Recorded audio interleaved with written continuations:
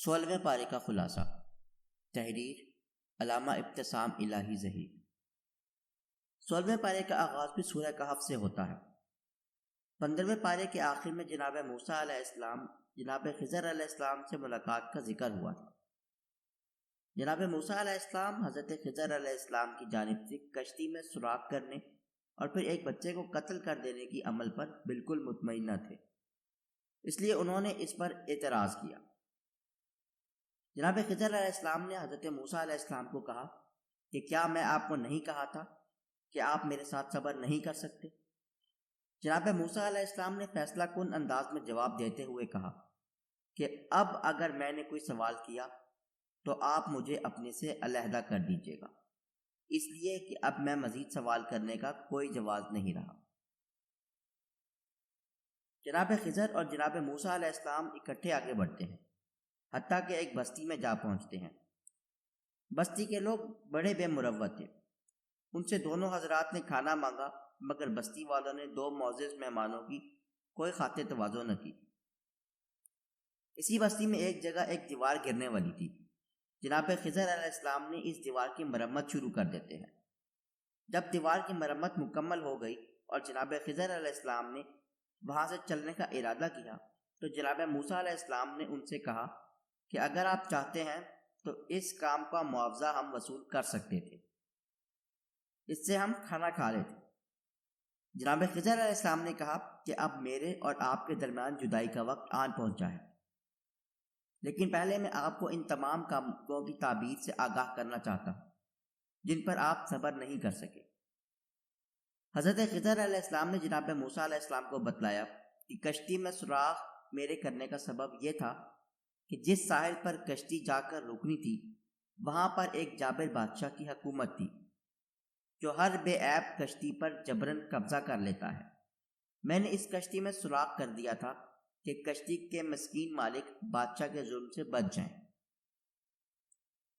جس بچے کو میں نے قتل کیا وہ بڑا ہو کر خود تو گناہ گار بنتا ہی اپنے والدین کے ایمان کے لیے بھی خطرہ بننے والا تھا۔ اس بچے کی موت کے بعد اللہ تعالیٰ اس کے بدلے اس کے والدین کو ایک نیک صالح بچہ عطا فرمائیں گے۔ جہاں تک تعلق ہے دیوار کی مرمت کا، تو وہ دیوار ایک ایسے گھر کی تھی جو بستی کے دو یتیم بچوں کی ملکیت ہے۔ ان کا باپ ایک نیک آدمی تھا اور اس دیوار کے نیچے ان کا خزانہ دفن تھا، اور خدائے کائنات چاہتا تھا کہ جب بچے جوان ہو جائیں تو پھر اپنے خزانے کو نکالیں، اور اگر دیوار گرنے سے خزانہ ظاہر ہو جاتا تو اسے بستی والے لوٹ لیتے۔ اور جو کچھ بھی میں نے کیا اپنی مرضی سے نہیں بلکہ اللہ تعالیٰ کے حکم پر کیا۔ یہ واقعہ اس امر پر دلالت کرتا ہے کہ مکمل علم اللہ تعالیٰ کی ذات کے پاس ہے، اور وہ جتنا کسی کو دینا چاہتا ہے عطا کر دیتا ہے۔ اگرچہ جناب موسیٰ علیہ السلام اولو العزم رسول تھے، لیکن اللہ نے بعض معاملات کا علم جناب خضر علیہ السلام کو عطا فرمایا جن سے جناب موسیٰ علیہ السلام واقف نہ تھے۔ اس کے بعد سورہ کہف میں جناب ذوالقرنین اور یاجوج ماجوج کا قصہ بیان ہوا ہے کہ ذوالقرنین نے یاجوج ماجوج سے بچاؤ کے لیے پگھلے ہوئے تانبے اور لوہے سے ایک مضبوط حفاظتی دیوار بنا دی۔ سورہ کہف میں اللہ تعالیٰ نے اپنی توانائیوں کو دنیا کی زیب و زینت کے لیے وقف اور صرف کرنے والے لوگوں کے اعمال کو بدترین عمل قرار دیا اور فرمایا کہ وہ گمان کرتے ہیں کہ بہترین کاموں میں مشغول ہیں۔ اللہ تعالیٰ کہتے ہیں کہ ایسے لوگ میری ملاقات اور میری نشانیوں کا انکار کرنے والے ہیں، اور ایسے لوگوں کے اعمال برباد ہو جائیں گے اور قیامت کے دن ان کا کوئی وزن نہیں ہوگا۔ سورہ کہف کے بعد سورہ مریم ہے۔ اس میں اللہ تعالیٰ نے عیسیٰ علیہ السلام کی معجزاتی پیدائش کا ذکر کیا۔ جناب زکریا علیہ السلام جناب مریم کے کفیل اور خالو تھے۔ جب انہوں نے سیدہ مریم علیہ السلام کے پاس بے موسمی پھل دیکھے تو انہیں اللہ تعالیٰ کی بارگاہ میں دعا مانگی، اے پروردگار، تو مجھے بھی صالح اولاد عطا فرما دے۔ اللہ تعالیٰ نے جناب زکریا علیہ السلام کی فریاد کو سن کر ان کو بڑھاپے میں جناب یحییٰ علیہ السلام سے نوازا۔ اس طرح جناب مریم علیہ السلام کے پاس جناب جبریل علیہ السلام آتے ہیں اور ان کو ایک صالح بیٹے کی بشارت دیتے ہیں۔ آپ کہتی ہیں، کیا میرے ہاں بیٹا پیدا ہوگا جبکہ میں نے تو کسی مرد کی خلوت کو بھی اختیار نہیں کیا؟ جبریل امین کہتے ہیں کہ جب اللہ تعالیٰ کسی کام کا ارادہ فرما لیتے ہیں تو پھر وہ کام و وسائل و اسباب کا محتاج نہیں رہتا۔ وہ کن کہتا ہے تو چیزیں رونما ہو جاتی ہیں۔ سیدہ مریم علیہ السلام کے ہاں جب حضرت عیسیٰ علیہ السلام پیدا ہوتے ہیں تو سیدہ مریم لوگوں کے طعن و تشنے کے خوف سے بے قرار ہو جاتی ہیں۔ اللہ تعالیٰ ان کو دل کو مضبوط فرماتے ہیں اور ان کو حکم دیتے ہیں کہ جب آپ کی ملاقات کسی انسان سے ہو تو آپ نے کہنا ہے کہ میں نے رحمن کے لیے روزہ رکھا ہوا ہے، اس لیے میں کسی کے ساتھ کلام نہیں کروں گی۔ جب آپ بستی میں داخل ہوتی ہیں تو بستی کے لوگ آپ کی جھولی میں بچے کو دیکھ کر کہتے ہیں، اے ہارون کی بہن، اے عمران کی بیٹی، نہ تو تمہارا باپ برا آدمی تھا، نہ تمہاری ماں نے خیانت کی تھی، تم نے یہ کیا کر دیا؟ حضرت مریم نے حضرت عیسیٰ علیہ السلام کی جانب اشارہ کیا۔ جناب عیسیٰ علیہ السلام نے مریم علیہ السلام کی گود میں سے آواز دی، میں اللہ کا بندہ ہوں، اللہ تعالیٰ نے مجھے کتاب دی ہے اور مجھے نبی بنایا ہے۔ گود میں لیٹے بچے کی آواز سن کر لوگ خاموش ہو جاتے۔ سورہ مریم کے بعد سورہ طٰہٰ ہے۔ سورہ طٰہٰ میں اللہ تعالیٰ نے جناب موسیٰ علیہ السلام کی کوہ طور پر اپنے ساتھ ہونے والی ملاقات کا ذکر کیا اور یہ بتایا کہ جناب موسیٰ علیہ السلام کوہ طور پر تشریف لائے تو اللہ تعالیٰ نے ان سے پوچھا کہ موسیٰ علیہ السلام آپ کے ہاتھ میں کیا ہے؟ جناب موسیٰ علیہ السلام نے کہا، یہ میری لاٹھی ہے۔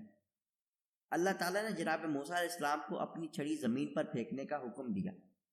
جب چھڑی زمین پر گری تو بہت سارے اژدہے کی شکل اختیار کر گئے اور جناب موسیٰ علیہ السلام خوفزدہ ہو گئے۔ اللہ تعالیٰ نے جناب موسیٰ علیہ السلام کو عصا پکڑنے کا حکم دیا اور کہا کہ اسے پکڑ لیں، یہ دوبارہ اپنی شکل میں واپس آ جائے گی۔ اس کے بعد اللہ تعالیٰ نے جناب موسیٰ علیہ السلام کو فرعون کے سامنے جا کر تبلیغ کا حکم دیا۔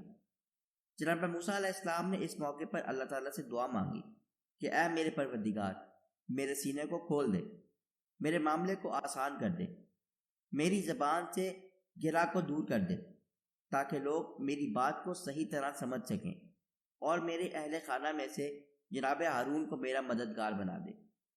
اللہ تعالیٰ نے جناب موسیٰ علیہ السلام کی دعا کو سن لیا اور جناب ہارون علیہ السلام کو آپ کا نائب بنا دیا۔ آپ دربار فرعون میں آئے تو فرعون نے اپنی قوم کی حمایت حاصل کرنے کے لیے آپ سے سوال کیا کہ میری قوم کے وہ لوگ جو ہم سے پہلے مر چکے ہیں، آپ ان کے بارے میں کیا کہتے ہیں؟ جناب موسیٰ علیہ السلام کا ذہن علم و حکمت سے پر تھا۔ آپ نے بڑا خوبصورت جواب دیا کہ ان کا علم میرے پروردگار کے پاس ہے، اور میرا پروردگار نہ کبھی بھولا ہے نہ کبھی گمراہ ہوا ہے۔ اللہ تعالیٰ نے فرعون کو دریا میں غرق کر دیا اور بنی اسرائیل کو فرعون کے ظلم سے نجات دی۔ اس کے بعد اللہ تعالیٰ نے جناب موسیٰ علیہ السلام کو اپنی ملاقات کے لیے بلایا۔ جناب موسیٰ علیہ السلام اللہ تعالیٰ سے ہم کلام ہو رہے تھے تو قوم موسیٰ نے ان کی عدم موجودگی میں سامری کے بنائے ہوئے بچڑے کی پوجا شروع کر دی۔ موسیٰ علیہ السلام جب واپس پلٹے تو اپنی قوم کو شرک کی دلدل میں اترا دیکھ کر انتہائی غضبناک ہوئے اور جناب ہارون علیہ السلام سے پوچھا کہ آپ نے اپنی ذمہ داری کیوں ادا نہیں کی؟ جناب ہارون علیہ السلام نے کہا کہ میں ان پر سختی اس لیے نہیں کی کہ کہیں یہ لوگ منتشر نہ ہو جائیں۔ جناب موسیٰ علیہ السلام کا غصہ ٹھنڈا ہوا تو انہوں نے سامری کے بنائے ہوئے بچڑے کو آگ لگا دی اور اس کی راکھ کو سمندر میں بہا دیا، اور اس جھوٹے معبود کی بے بسی اور بے وقتی کو بنی اسرائیل پر ثابت کر دی۔ اللہ تعالیٰ سے دعا ہے کہ وہ ہمیں قرآن مجید میں مرکوز واقعات کو سمجھنے اور ان پر عمل پیرا ہونے کی توفیق عطا فرمائے۔ آمین۔